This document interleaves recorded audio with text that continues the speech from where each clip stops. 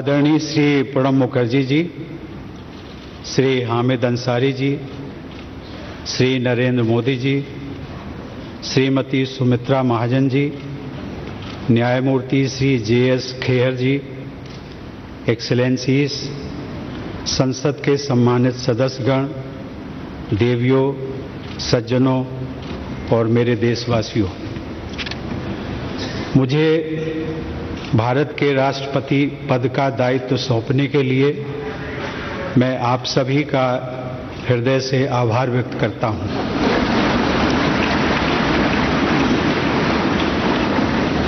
मैं पूरी विनम्रता के साथ इस पद को ग्रहण कर रहा हूं। यहां सेंट्रल हॉल में आकर मेरी कई पुरानी स्मृतियां ताजा हो गई हैं। मैं संसद का सदस्य रहा हूं और इसी सेंट्रल हॉल में मैंने आप में से कई लोगों के साथ विचार विनिमय किया है। कई बार हम सहमत होते थे, कई बार असहमत, लेकिन इसके बावजूद हम सभी ने एक दूसरे के विचारों का सम्मान करना सीखा। यही लोकतंत्र की खूबसूरती है। मैं एक छोटे से गांव में मिट्टी के घर में पला बढ़ा हूं। मेरी यात्रा बहुत लंबी रही है, लेकिन ये यात्रा अकेले सिर्फ मेरी नहीं रही है। हमारे देश और हमारे समाज की भी यही गाथा रही है। हर चुनौती के बावजूद हमारे देश में संविधान की प्रस्तावना में उल्लिखित न्याय, स्वतंत्रता, समानता और बंधुत्व के मूल मंत्र का पालन किया जाता है और मैं इस मूल मंत्र का सदैव पालन करता रहूंगा। मैं इस महान राष्ट्र के 125 करोड़ नागरिकों को नमन करता हूं और उन्होंने मुझ पर जो विश्वास जताया है उस पर खरा उतरने का मैं वचन देता हूं। मुझे इस बात का पूरा एहसास है कि मैं doctor Rajendra Prasad, doctor Sarvepalli Radhakrishnan, doctor APJ. Abdul Kalam और मेरे पूर्ववर्ती श्री प्रणब मुखर्जी, जिन्हें हम स्नेह से प्रणब दा कहते हैं, जैसी विभूतियों के पद चिन्हों पर चलने जा रहा हूं। साथियों, हमारी स्वतंत्रता महात्मा गांधी के नेतृत्व में हजारों स्वतंत्रता सेनानियों के प्रयासों का परिणाम थी। बाद में सरदार पटेल ने हमारे देश का एकीकरण किया। हमारे संविधान के प्रमुख शिल्पी बाबा साहब भीमराव अंबेडकर ने हम सभी में मानवीय गरिमा और गणतांत्रिक मूल्यों का संचार किया। वे इस बात से संतुष्ट नहीं थे कि केवल राजनीतिक स्वतंत्रता ही काफी है। उनके लिए हमारे करोड़ों लोगों की आर्थिक और सामाजिक स्वतंत्रता के लक्ष्य को पाना भी बहुत महत्वपूर्ण था। अब स्वतंत्रता मिले 70 वर्ष पूरे होने जा रहे हैं। हम 21वीं सदी के दूसरे दशक में हैं। वो सदी जिसके बारे में हम सभी को भरोसा है कि ये भारत की सदी होगी। भारत की उपलब्धियां ही इस सदी की दिशा और स्वरूप तय करेंगी। हमें एक ऐसे भारत का निर्माण करना है जो आर्थिक नेतृत्व देने के साथ ही नैतिक आदर्श भी प्रस्तुत करे। हमारे लिए ये दोनों मापदंड कभी अलग नहीं हो सकते।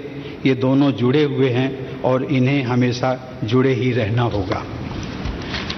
साथियों, देश की सफलता का मंत्र उसकी विविधता है।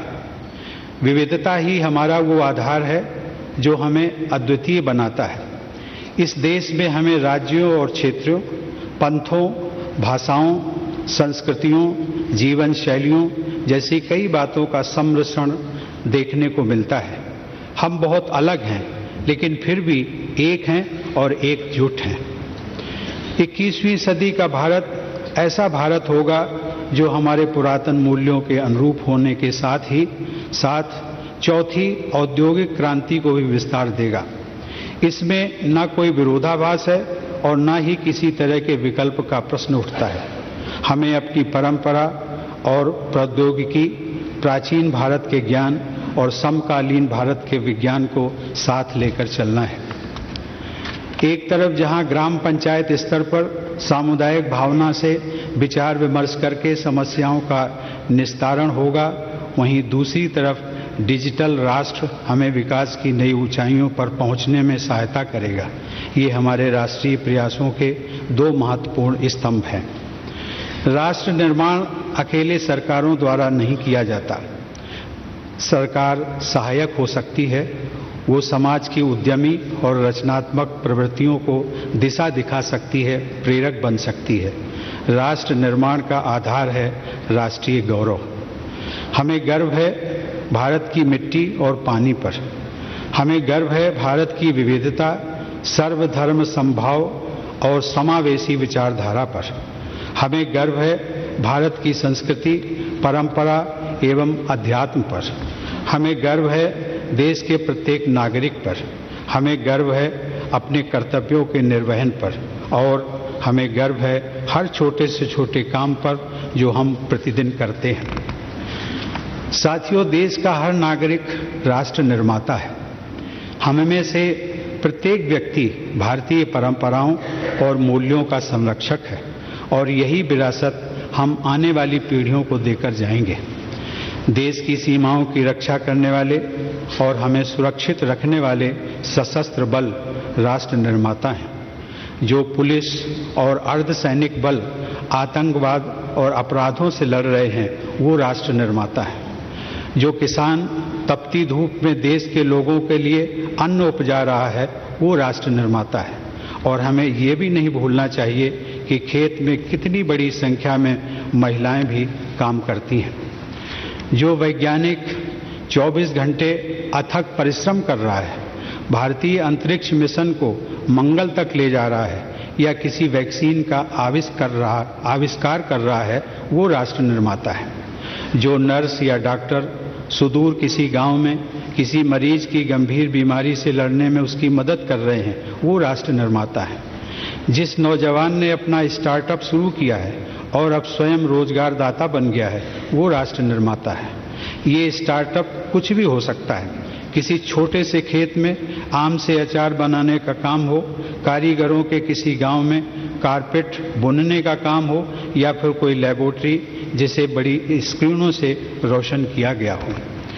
वो आदिवासी और सामान्य नागरिक जो जलवायु परिवर्तन की चुनौतियों से निपटने में हमारे पर्यावरण, हमारे वनों, हमारे वन्य जीवन की रक्षा कर रहे हैं। और वे लोग जो नवीकरणीय ऊर्जा के महत्व को बढ़ावा दे रहे हैं, वे राष्ट्र निर्माता हैं। वो प्रतिबद्ध लोक सेवक जो पूरी निष्ठा के साथ अपना कर्तव्य निभा रहे हैं, कहीं पानी से भरी सड़क पर ट्रैफिक को नियंत्रित कर रहे हैं, कहीं किसी कमरे में बैठकर फाइलों पर काम कर रहे हैं, वे राष्ट्र निर्माता हैं। वे शिक्षक जो निस्वार्थ भाव से युवाओं को दिशा दे रहे हैं, उनका भविष्य तय कर रहे हैं, वो राष्ट्र निर्माता है। वे अनगिनत महिलाएं जो घर पर और बाहर तमाम दायित्व निभाने के साथ ही अपने परिवार की देख रेख कर रही हैं, अपने बच्चों को देश का आदर्श नागरिक बना रही हैं, वे राष्ट्र निर्माता हैं। साथियों, देश के नागरिक ग्राम पंचायत से लेकर संसद तक अपने प्रतिनिधि चुनते हैं। उन प्रतिनिधियों में अपनी आस्था और उम्मीद जताते हैं। नागरिकों की उम्मीदों को पूरा करने के लिए यही जनप्रतिनिधि अपना जीवन राष्ट्र की सेवा में लगाते हैं। लेकिन हमारे ये प्रयास सिर्फ हमारे लिए ही नहीं है। सदियों से भारत ने वसुधैव कुटुंबकम यानी पूरा विश्व एक परिवार है के दर्शन पर भरोसा किया है। ये उचित होगा कि अब भगवान बुद्ध की ये धरती शांति की स्थापना और पर्यावरण का संतुलन बनाने में विश्व का नेतृत्व करे। आज पूरे विश्व में भारत के दृष्टिकोण का महत्व है। पूरा विश्व भारतीय संस्कृति और भारतीय परंपराओं की तरफ आकर्षित है। विश्व समुदाय अंतर्राष्ट्रीय समस्याओं के समाधान के लिए हमारी तरफ देख रहा है, चाहे आतंकवाद हो, काले धन का लेन देन हो या फिर जलवायु परिवर्तन। वैश्विक परिदृश्य में हमारी जिम्मेदारियां भी वैश्विक हो गई हैं। यही भाव हमें हमारे वैश्विक परिवार से, विदेश में रहने वाले मित्रों और सहयोगियों से, दुनिया के अलग अलग क्षेत्रों में रहकर अपना योगदान दे रहे प्रवासी भारतीयों से जोड़ता है। यही भाव हमें दूसरे देशों की सहायता के लिए तत्पर करता है, चाहे हुए अंतर्राष्ट्रीय सोलर अलायंस का विस्तार करना हो या फिर प्राकृतिक आपदाओं के समय सबसे पहले सहयोग के लिए आगे आना हो। एक राष्ट्र के तौर पर हमने बहुत कुछ हासिल किया है, लेकिन इससे भी और अधिक ज्यादा करने का प्रयास और बेहतर करने का प्रयास और तेजी से करने का प्रयास निरंतर होते रहना चाहिए। ये इसलिए भी महत्वपूर्ण है क्योंकि वर्ष 2022 में देश अपनी स्वतंत्रता के 75वें साल का पर्व मना रहा होगा।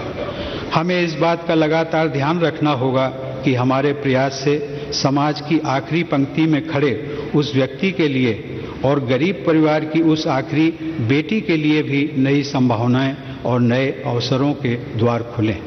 हमारे प्रयत्न आखिरी गांव के आखिरी घर तक पहुंचने चाहिए। इसमें न्याय प्रणाली के हर स्तर पर तेजी के साथ कम खर्च पर न्याय दिलाने वाली व्यवस्था को भी शामिल किया जाना चाहिए। साथियों, इस देश के नागरिक ही हमारी ऊर्जा का मूल स्रोत हैं। मैं पूरी तरह आश्वस्त हूं कि राष्ट्र की सेवा के लिए मुझे इन लोगों से इसी प्रकार निरंतर शक्ति मिलती रहेगी। हमें तेजी से विकसित होने वाली एक मजबूत अर्थव्यवस्था, एक शिक्षित, नैतिक और साझा समुदाय, समान मूल्यों वाले और समान अवसर देने वाले समाज का निर्माण करना होगा। एक ऐसा समाज जिसकी कल्पना महात्मा गांधी और दीनदयाल उपाध्याय जी ने की थी। ये हमारे मानवीय मूल्यों के लिए भी महत्वपूर्ण है। ये हमारे सपनों का भारत होगा, एक ऐसा भारत जो सभी को समान अवसर सुनिश्चित करेगा। ऐसा ही भारत 21वीं सदी का भारत होगा। आप सबको बहुत बहुत धन्यवाद। जय हिंद, वंदे मातरम।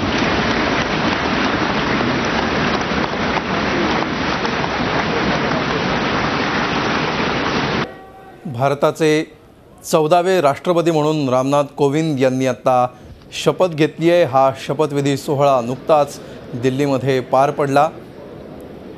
सरन्यायाधीश जयस कहेर यांनी त्यांना पद आणि गोपनीयतेची शपथ दिली आणि त्यानंतर कोविंद यांनी भाषण केलं आणि आता या समारंभाची सांगता झालेली आहे। देशातले वेगवेगळ्या राजकीय पक्षांचे प्रमुख, वेगवेगळे केंद्रीय मंत्री, त्याचबरोबर माजी राष्ट्रपती, माजी पंतप्रधान असे सगळे दिग्गज या कार्यक्रमाला, या सोहळ्याला उपस्थित आहेत। कार्यक्रमानंतर आता नवनिर्वाचित राष्ट्रपती रामनाथ कोविंद या सर्वांची भेट घेत आहेत, या सर्वांचं अभिवादन करत आहेत। लालकृष्ण अडवाणी, मुरली मनोहर जोशी यासारखे भारतीय जनता पक्षातले बुजुर्ग देखील या ठिकाणी आहेत।